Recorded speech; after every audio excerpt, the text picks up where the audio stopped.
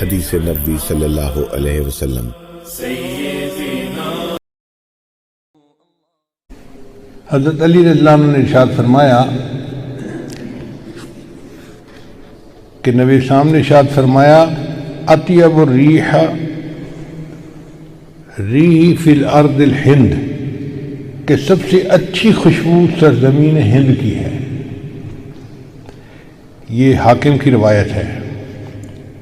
علامہ اقبال نے اسی کو کہا تھا، میرے عرب کو آئی ٹھنڈی ہوا جہاں سے، میرا وطن وہی ہے، میرا وطن وہی ہے۔ یعنی نبی علیہ السلام نے ارشاد فرمایا کہ مجھے اس طرف سے ٹھنڈی ہوا آتی ہے۔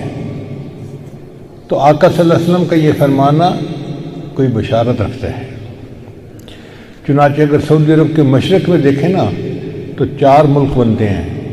ایک تو ہندوستان بنتا ہے، مگر اس میں سے چونکہ ہندوؤں کی اکثریت ہے، سکھوں کی اکثریت ہے، مسلمان اگرچہ 20 کروڑ ہیں مگر وہ ان میں تحلیل ہو جاتے ہیں، پتہ ہی نہیں چلتا کہ مسلمان ہیں یا نہیں۔ ہر معاملہ وہاں ہندوؤں کے ہاتھ میں ہے۔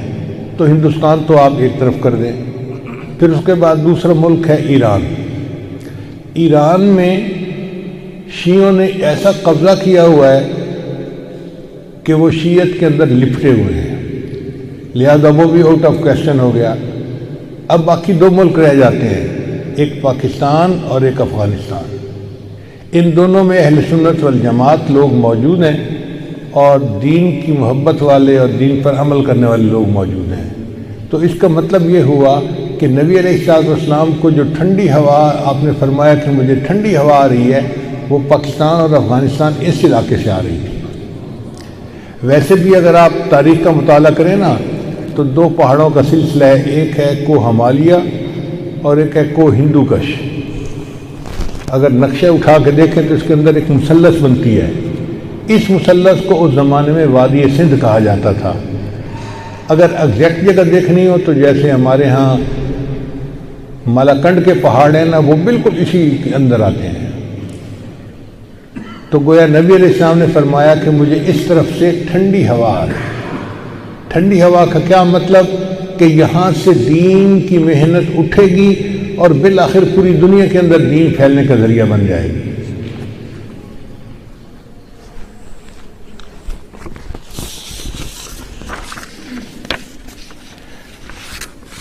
چنانچہ امام ربانی حضرت مجدد ثانی رحمۃ اللہ علیہ اسی علاقے میں تھے۔ دارالعلوم دیوبند جیسی دینی درسگاہیں اسی علاقے میں، حضرت شیخ الہند رحمۃ اللہ جیسی شخصیت اسی علاقے میں، اسی علاقے میں تحریک خلافت اٹھی اور اسی علاقے میں تحریک ریشمی رومال بھی اٹھی۔ مولانا محمد علی جوہر رحمۃ اللہ کی والدہ وہ بہت نیکی والی تھی۔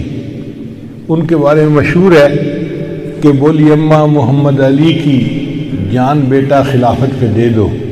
یعنی ایک وقت ایسا بھی تھا کہ مائیں ایمان میں اتنی کامل ہوتی تھیں کہ وہ اپنے جوان بیٹوں کو خود کہتی تھیں بولی اماں محمد علی کی جان بیٹا خلافت پہ دے دو۔ یہ کوئی چھوٹی بات نہیں ہے۔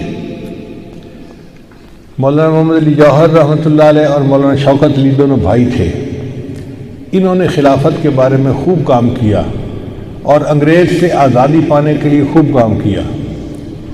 تو فرنگی نے ان کو دھمکی دی کہ اگر تم باز نہیں آؤ گے نا تو ہم تمہیں پھانسی پہ لٹکا دیں گے۔ جب فرنگی نے دھمکی دی تو مولانا محمد علی جوہر رحمۃ اللہ دبے نہیں، بلکہ انہوں نے تاریخی اشعار لکھے۔ انہوں نے فرمایا تم یوں ہی سمجھنا کہ فنا میرے لیے ہے، تم یوں ہی سمجھنا کہ فنا میرے لیے ہے، پر غیب میں سامان بقا میرے لیے ہے۔ پیغام ملا تھا جو حسین ابن علی کو، خوش ہوں کہ وہ پیغام قضا میرے لیے ہے۔ یوں ابر سیاہ پر تو فدا ہیں سبھی مہکش، مگر آج کی گھنگور گھٹا میرے لیے ہے۔ اللہ کے رستے کی جو موتائے مسیحا، اکثیر یہی ایک دوا میرے لیے ہے۔ توحید تو یہ ہے کہ خدا حشر میں کہہ دے یہ بندہ دو عالم سے خفا میرے لیے ہے۔ کیا خوبصورت اشعار کہے۔ توحید تو یہ ہے کہ خدا حشر میں کہہ دے یہ بندہ دو عالم سے خفا میرے لیے ہے۔ چنانچہ ابن ماجہ کی روایت ہے، نبی صاحب نے ارشاد فرمایا یخرج ناس من المشرق فیوطئون للمہدی، کہ مشرق سے لوگ نکلیں گے جو امام مہدی کی راہ کو ہموار کریں گے۔ اب سمجھو جب کہ مشرق میں تو ہمارا ملک بنتا ہے، اس کا مطلب یہ کہ جس کو ہم وادی سندھ کہتے تھے نا پرانا، وہاں سے لوگ اٹھیں گے۔ یہ پاکستان اور افغانستان کے درمیان کا ایک علاقہ بنتا ہے۔ اللہ ایمان والوں کو یہاں سے اٹھائیں گے اور پھر وہ امام مہدی کے آنے کی راہ ہموار کریں گے۔